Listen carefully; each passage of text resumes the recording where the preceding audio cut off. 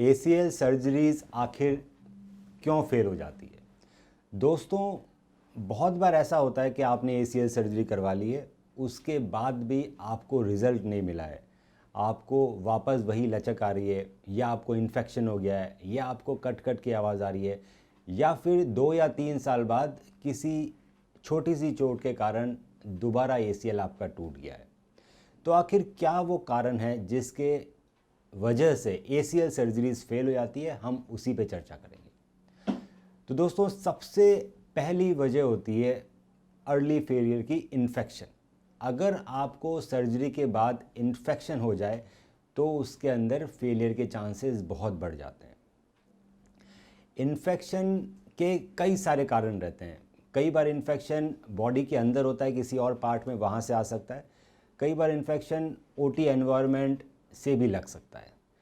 पता लगाना बहुत मुश्किल होता है कि आखिर इन्फेक्शन कहाँ से लगा है, पर अगर हॉस्पिटल अच्छा हो, OT अच्छा हो, ऑपरेशन थिएटर अच्छा हो जिसमें इन्फेक्शन कंट्रोल अच्छी तरह से किया जाता है, तो इन्फेक्शन के चांसेस बहुत कम हो जाते हैं। फिर भी अगर इन्फेक्शन हो जाता है तो हमेशा एक बार आर्थ्रोस्कोपिक वॉश करने का ट्राई करना चाहिए, जिसके अंदर हम इम्प्लांट और ACL को निकालते नहीं हैं, हम दूरबीन से सिर्फ सफाई कर देते हैं, ढंग से जॉइंट को वॉश कर देते हैं। बहुत बार इस वॉश के बाद इन्फेक्शन बिल्कुल ठीक हो जाता है और आपका ACL का जो इम्प्लांट है और जो ACL जो नया बना है उसको निकालने की ज़रूरत नहीं पड़ती। पर कई बार ऐसा भी होता है कि इन्फेक्शन उससे कंट्रोल नहीं होता है, तो ACL का इम्प्लांट निकालना पड़ता है, साथ में ACL को भी निकालना पड़ता है।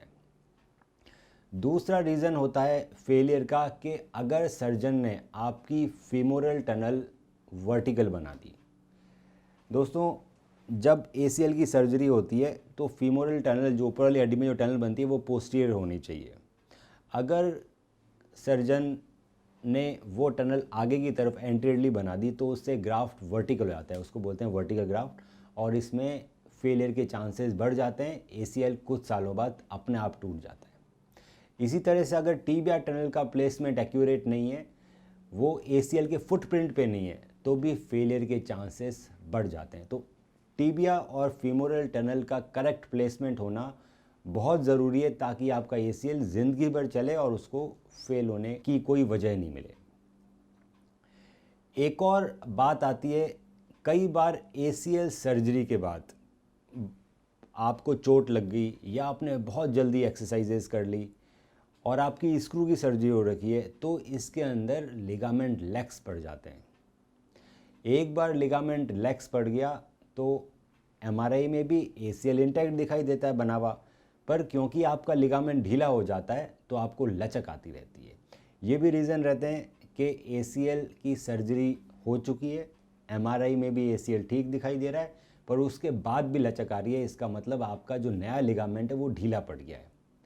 उसके ये रीज़न्स हो सकते हैं कि जो स्क्रू वाली सर्जरी हुई है उसकी वजह से स्क्रू लूज़ होके लिगामेंट स्ट्रेच्ड आउट हो गए हैं, या फिर कई बार सर्जरी के बाद आपको चोट लग गई है जिसके कारण आपका लिगामेंट लंबा हो गया है खींच के।